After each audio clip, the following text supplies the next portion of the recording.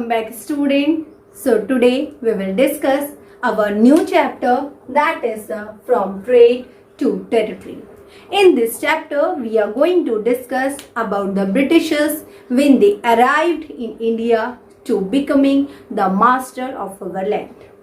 It took 100 years to become the master of our land. Initially these Britishers they came India for the trading purposes only, and they were completely reluctant of occupying all the Indian territories. As these Britishers, to establish their own factory, they used to take permissions and depend others for their support. Depend others on their support means for the support of the Mughal ruler or the local kingdom. As the Mughal ruler in that point of time, it was in peak of its power.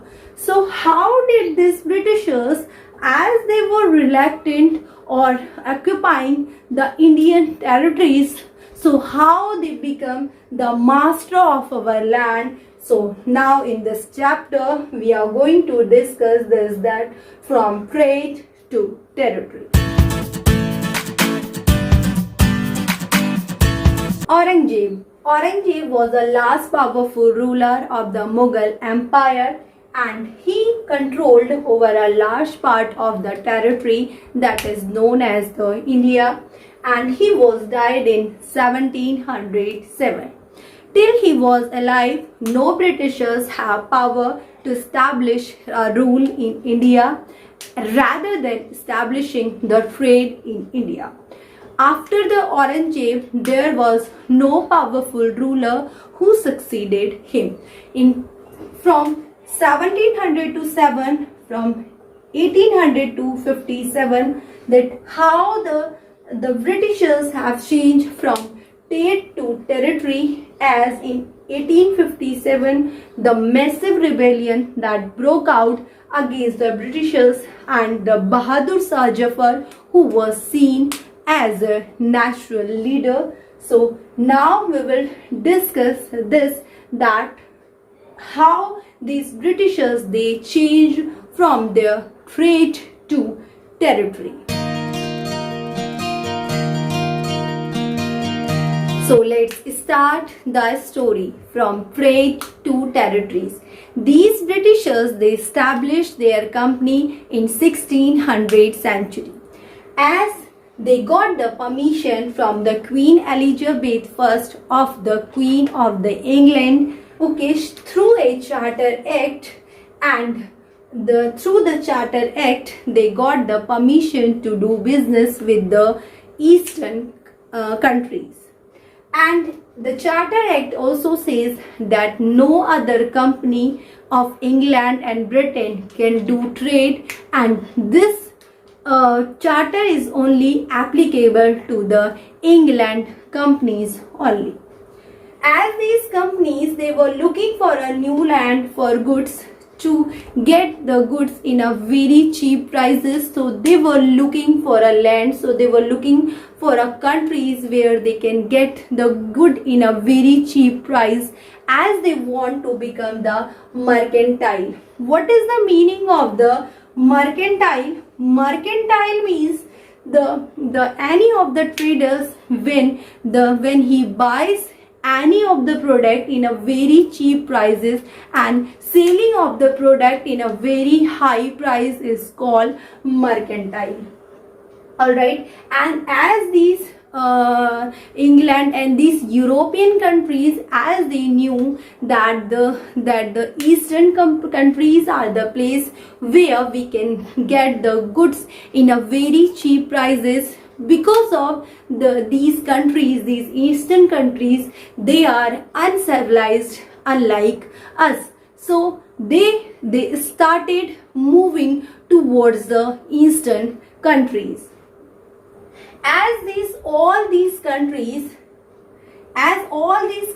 they want to do business, so the royal charter means the Queen Elizabeth I, as a charter introduced by the Queen Elizabeth, that The Royal Charter, however, could not prevent other European powers from entering the eastern markets. It means, for example, if any of the law is passed in any of the country, so it will be applicable in the same country, not in other countries. Same like the Charter Act, which was passed by the Queen Elizabeth or any other queen or any other king, so it would not be applicable for the other people or other countries. So no one can stop them from entering them in a eastern market.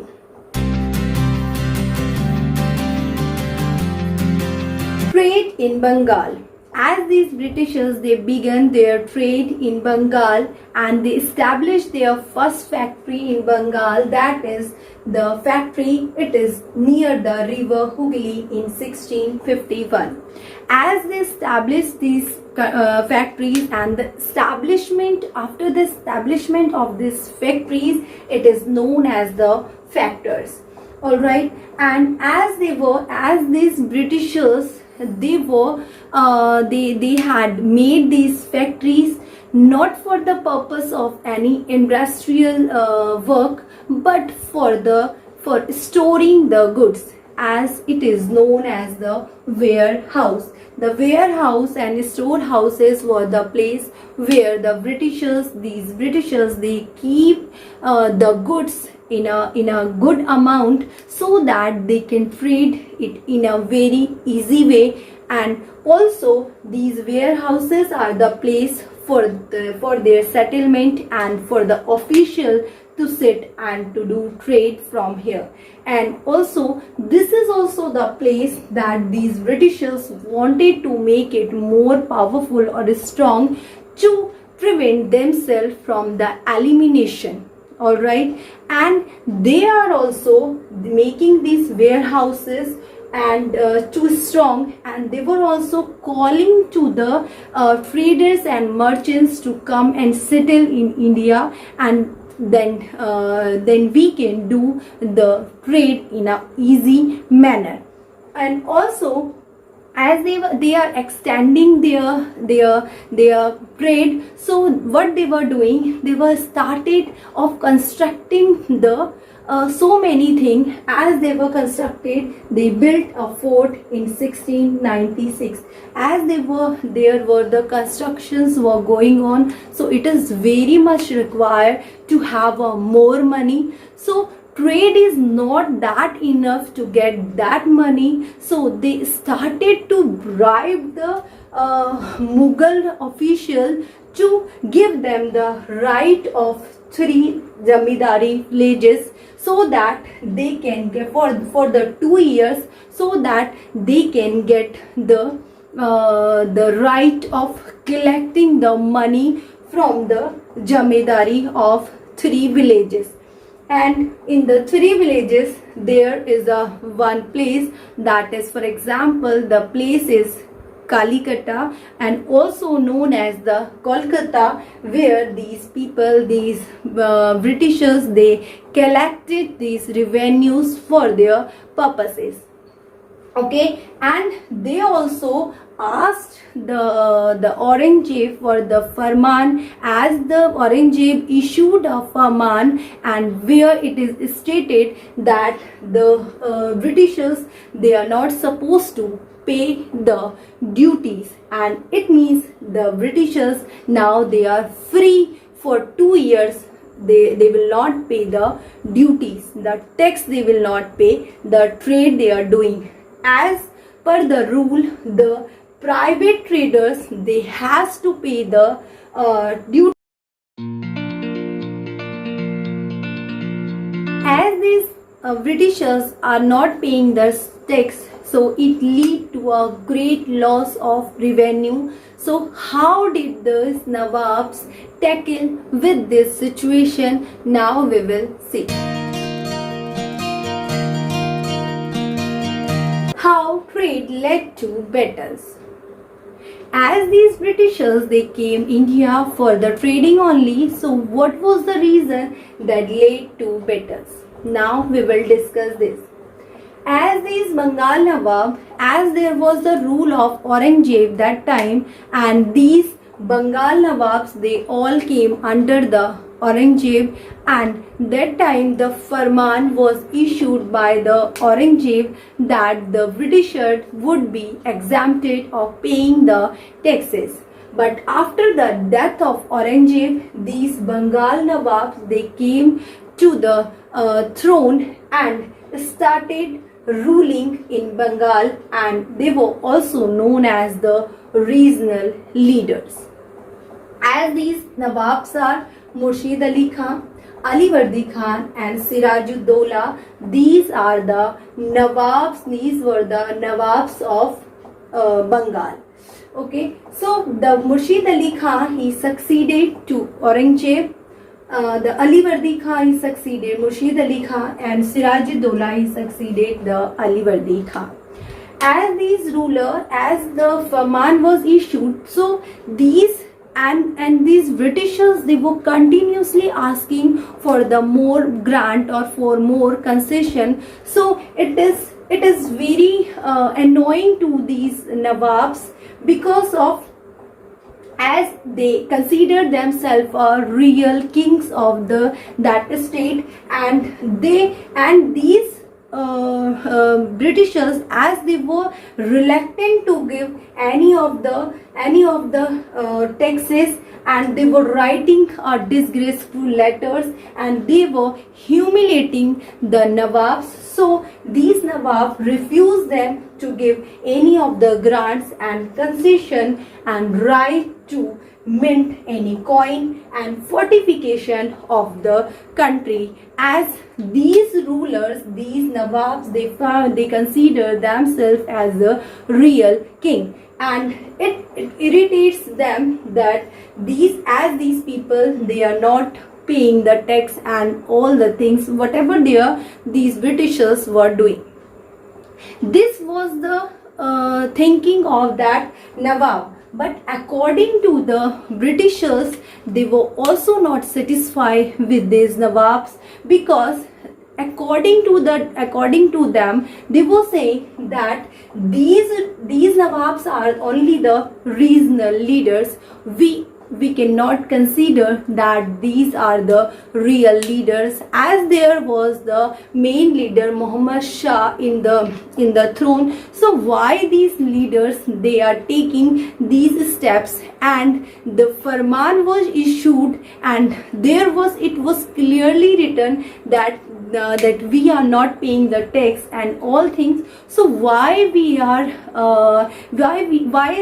unjust is going on with us? So the conflict between the Nawabs and the Britishers, it further confronted it in a big issue, and that big issue turned to a battle, that is the Battle of Plassey. Now we will discuss the Battle of Plassey, that how these rulers and Britishers, they confronted with each other. As these conflicts led to confrontations and finally culminated in the famous Battle of Plassey.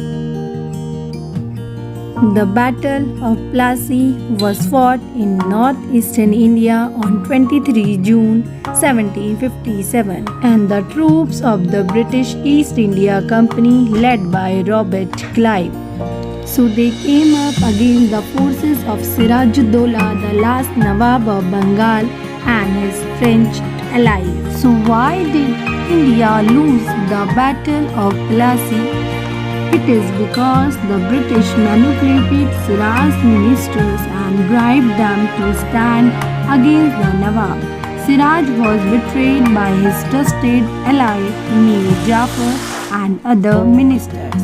He lost the Battle of Plassey, and Bengal lost itself to the Western colonies. The causes of Battle of Plassey. The main causes of the Battle of Plassey were the British East India Company wanted to establish a puppet ruler on the throne of Bengal.